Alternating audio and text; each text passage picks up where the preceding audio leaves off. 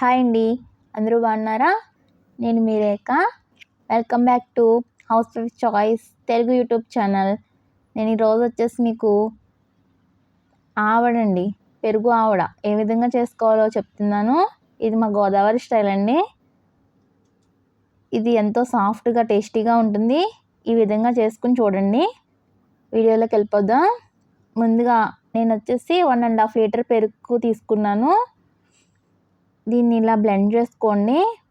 పెరుగు ఎంత చిక్కగా ఉంటే ఆవడ అనేది అంత టేస్టీగా ఉంటుంది. చూసుకున్నారు కదండి. ఇందులో నేను ఇప్పుడు సాల్ట్ని యాడ్ చేసుకున్నాను. టేస్ట్కి సరిపడంత యాడ్ చేసుకోండి. దీన్ని పక్కన పెట్టుకున్నాను.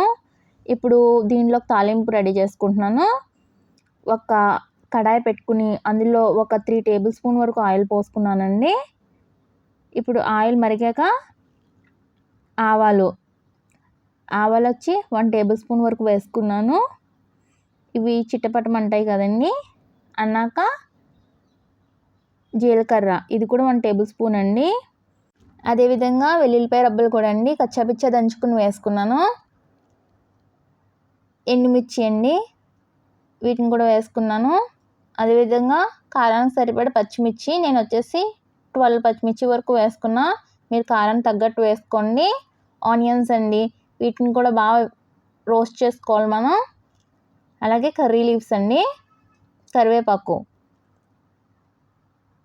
పసుపు అండి, ఇది కూడా 1/2 టేబుల్ స్పూన్ వరకు వేసుకున్నా. సాల్ట్ ఇందులో కూడా వేసుకున్నాను. మీరు సాల్ట్ అనేది చూసుకుని వేసుకోండి. నేను ఉల్లిపాయలు బాగా మెగ్గడానికి వేసుకున్నా. ఇది బాగా ఫ్రై అయినాయి కదండి. ఆనియన్స్ కూడా దీన్ని పక్కన పెట్టేసుకుందాం. ఇప్పుడు స్టవ్ ఆఫ్ చేసేద్దాం.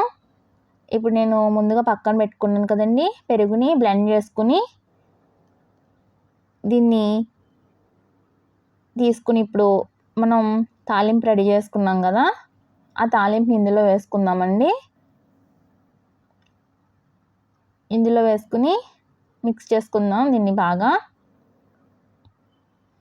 సాల్ట్ కన్సిస్టెన్సీ అది ఏ విధంగా ఉందో ఇప్పుడే చూసేసుకోండి.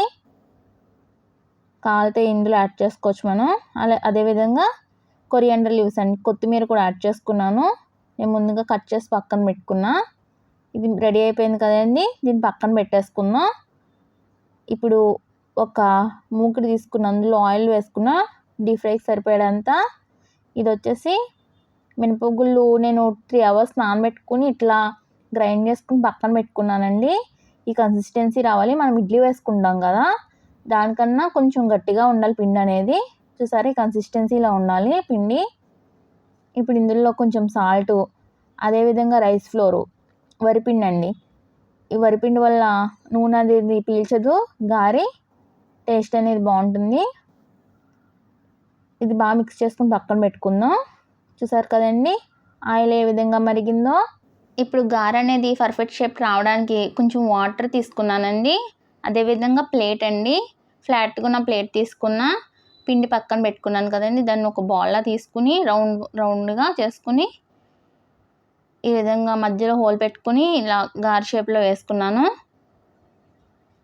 మీరు పాలిథిన్ కవర్తో కూడా వేసుకోవచ్చు. నేను వచ్చేసి ప్లేట్తో వేసుకున్నా. చూసారా, గారె అనేది పర్ఫెక్ట్గా వచ్చింది షేప్ అనేది. ఇప్పుడు ఇవి గోల్డ్ కలర్లోకి వచ్చాక వీటిని తీసేసుకుందామండి, పక్కన పెట్టుకున్నాం.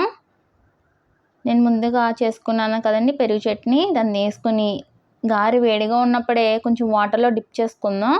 డిప్ చేసుకుని ఆ పెరుగు చట్నీలో వేసుకుందామండి. దీనివల్ల గారె అనేది బాగా పీల్చుకుంటుంది పెరుగు చట్నీని. ఆవిడ బాగా రెడీ అవుతుంది. నేను ముందుగా కట్ చేసి పెట్టుకున్నాను పక్కన క్యారెట్ తురుము, అదేవిధంగా కొత్తిమీర కూడా వేసేసుకున్నానండి. ఫైనల్గా అంతేనండి, రెడీ అయిపోయింది. ఒక 1 అవర్ అయితే పక్కన పెట్టుకుందాం. ఇంకా జ్యూసీగా ఆవిడ అనేది రెడీ అవుతుందండి. ఎంతో టేస్టీగా సాఫ్ట్గా ఉండే ఆవిడ అనేది రెడీ అయిపోయింది. మీకు నా వీడియో కనుక నచ్చినట్లయితే షేర్ చేయండి, లైక్ చేయండి, సబ్స్క్రైబ్ చేయడం మర్చిపోవద్దు.